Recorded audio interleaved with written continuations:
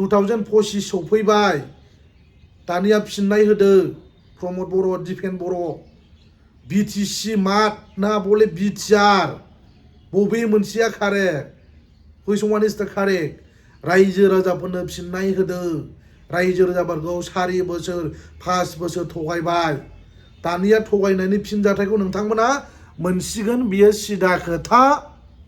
फाउन्डार of एनडिबि Ranjan दैमारियाबो गवाखसै एनडिबिनि समयसायाबो जोबासै बे 5 बोसोराव रायजो राजाफोर हो अब्ला मा एकर्ड खालामखो थाखानाय मोनखानाय पावार फांसनखौसो बिथांमोना दंस' खालामबाय बे एकर्ड खालामनानै बेनो प्रमद बर'नि आन्दालन खालामनायनि फिथाइया बेनो हेल' लोगोफोर नोंथांमोना भिडिअखौ उइदाउट स्क्रिप्ट फुल नायबानो जाबाय दिनै दिपेन बर'नि सायाव नोंथांमोनजों सावरायगोन बिथाङा बुंदोंमोन बिटिआर एकर्डनि दफाया जुदि 2024 नि सिगां इमप्लिमेन्ट जायाबा दुलाराय बर' फरायसा आफादा सोमावसारगोन होननानै बिथाङा बुंदोंमोन 2024 आवनो 2024 मायथाइयावनो दिपेन बर'आ डेडलाइन होदोंमोन बिटिआर एकर्डनि दफाया जुदि आखरे जुदि इमप्लिमेन्टेसन जुदि जायाब्ला राजा लामायाव ओंखारगोन होननानै बिथाङा बुंदोंमोन आरो मा गोदान मा डेडलाइन होबावलायखो 2025 नि 3 मास नङाबा 6 मासनि गेजेराव जुदि इमप्लिमेन्टआ जायाब्ला सोमावसारफिनगोननो बर' रायजो राजाफोरखौ माबायदि थगायदों आसुरित हो बिटिआर एग्रिमेन्टनि गेजेरजों गामिया सोसनजाबाय हाबबाय होननानै बुंनाया दा बुंबाय दिपेन बर'आ गामि सोसननांगौनि खामानि मावनांगौ हो बेफोरबायदिसो खोथा बुंबाय नै मा जाखो बे रायजो राजाफोर 5 बोसोर जाबाय दिनैसो आरो बेबायदि गोदान खोथा बुंबावबाय हो बिटिआर एग्रिमेन्ट खालामनानै बिटिसिनि पावार फांसनखौ दंस' खालामदों मोर अट'नमिनि खोथा रायलायदों बिटिआर एग्रिमेन्ट खालामनानैनो जोंनि 6 सिडुलखौ दंस' खालामखाबाय आरो 6 सिडुलनि मर्यादाखौ बारायनांगौ होननानै आरो बुंबावबाय हो साननानै नायदो रायजो राजाफोर आसुरित दिपेन बर'नि खोथा बुंनायखौ जोंनि रायजो राजाफ्रा फोथायनो नाङा 4 बोसोर नेदोंमोन बावबो गैया 5 बोसोर जाबाय नै रायजो राजाफोर दिनैसिमबो एनडिबिनि समयसायानो जोबाखै सिगां बुंदोंमोन जाजोब्बाय खामानि मावगासिनो दङ गामियाबो सोसनजाबाय 60टा कनस्टिटुएन्सिस बानायनांगौआबो जाजोब्बाय होननानै बिथांमोना बुंदोंमोन माब्ला बानायबावगोन आरो फाउन्डार अफ एनडिबि रन्जन दैमारिया माब्ला गबावगोन रायजो राजाफोरनो फिननाय होदो दानिया दिपेन बर' नोंनि खोथाया मानो मोनसेबो लाजाया 2024 नि सिगां राजा लामायाव ओंखारगोन होनना बुंबाय धरना होगोननो हो आन्दालन बुस्थुआ सानसे साननैयावनो जायो हो लाजिनांगौ बेफोरबायदि थार्ड क्लास खोथा बुंनो बोरोथो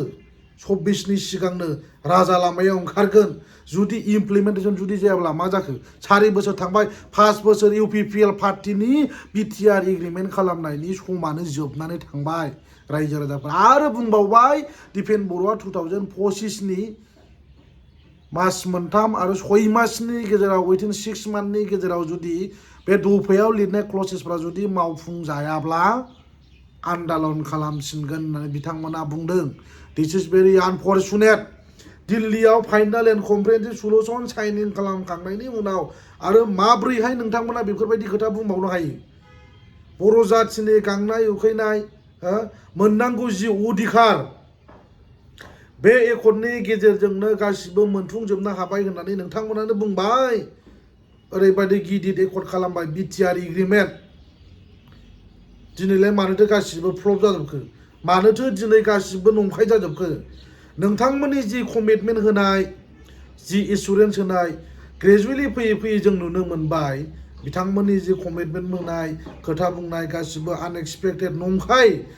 होननानै दिनै प्रुफ जाबाय रायजो राजाफोर ओंखायनो फैबाय थानाय समाव रायजो राजाफ्रा इउपिपिएल आबसुनि खोथाखौ खोनासंनो नाङा नुखाबाय नोंथांमोना थगायनायखौ एकर्डजोंबो एनडिबिनि समयसाया जोबाब्ला पिस एग्रिमेन्ट मानोथो नाम लायामोन मानोथो एकर्ड खालामामोन हो दिनै मानो 6 सिडुलखौ नांगौ बिटिआर एग्रिमेन्ट खालामनानै 6 सिडुलनि पावार एन्ड फांसन बेखौनो दिनै नोंथांमोना डिस्ट्रय खालामबाय आरो 6 शिड्युलनि खोथा रायलायबावबाय 6 शिड्युला माखौ होनो बिटिआर एग्रिमेन्टआ जुदि इमप्लिमेन्ट जाजोबोबा 6 शिड्युलनि खुनु मर्यादाबो थानाय नङा जेरैबायदि पावार दंमोन बिटिसिआव बे पावाराथ' गैखाला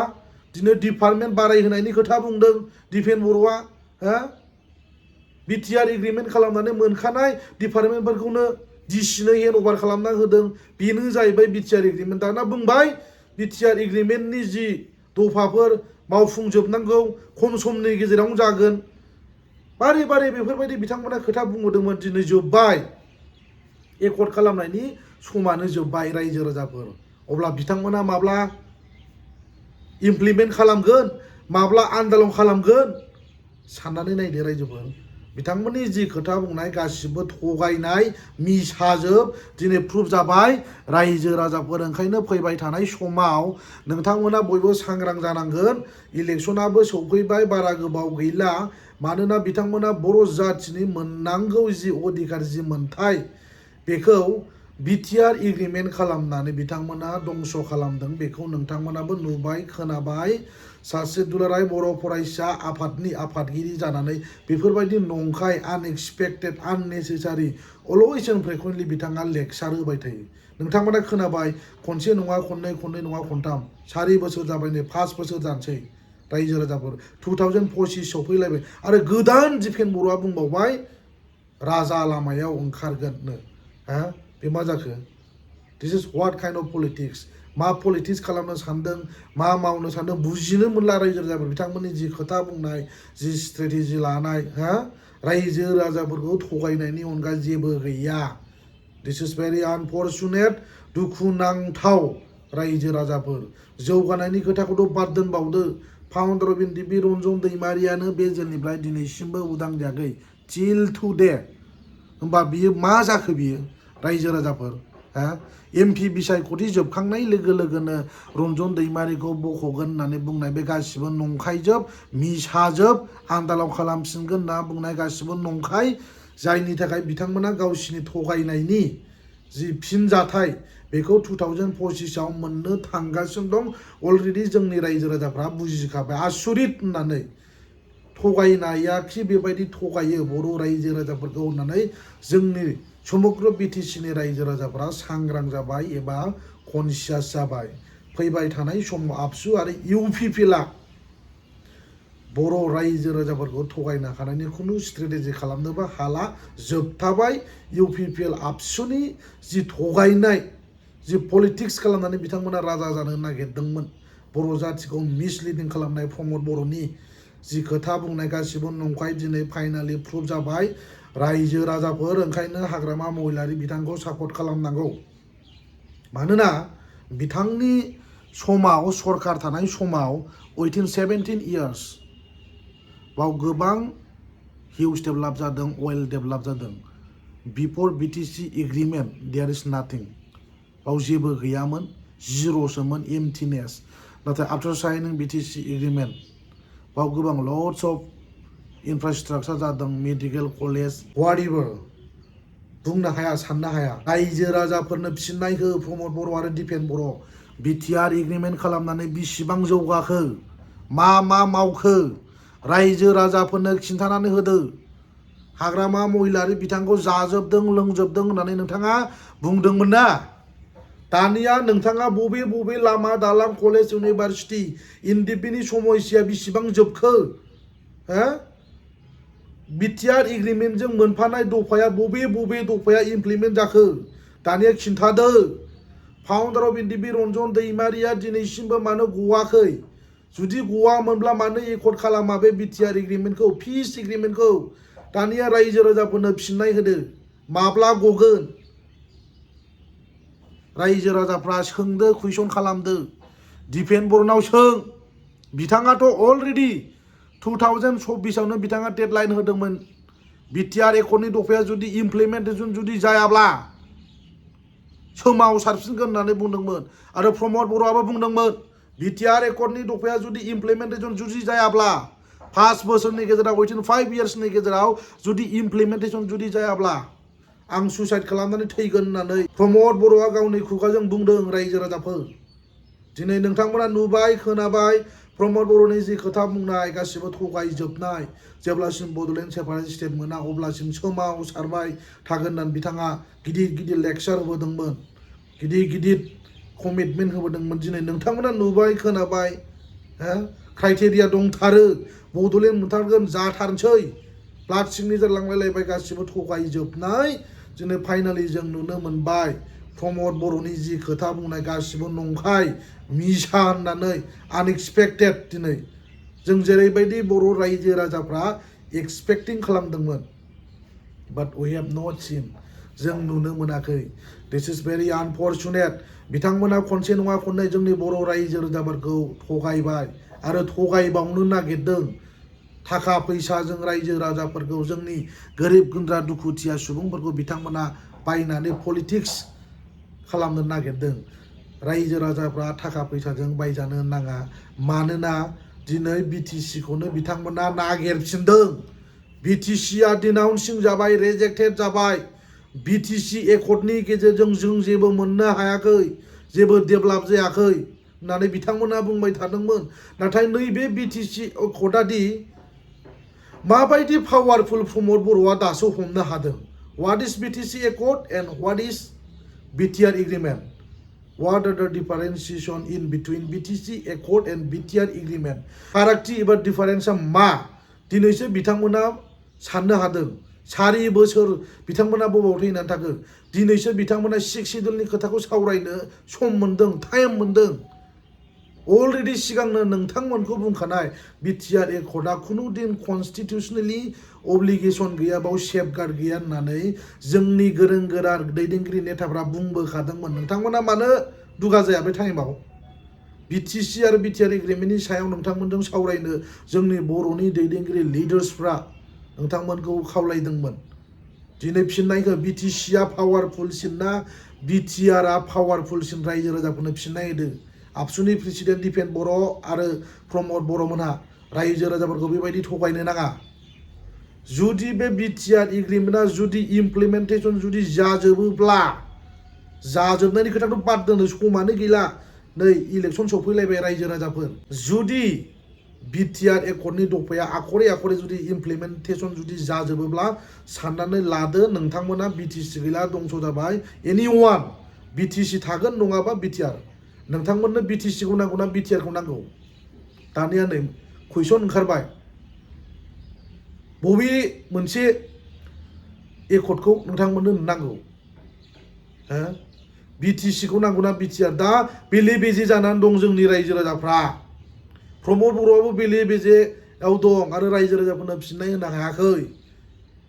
बिटिसिखौ दानजाबाय होननानै बिसोरो रायजो राजाफोरखौ थगायो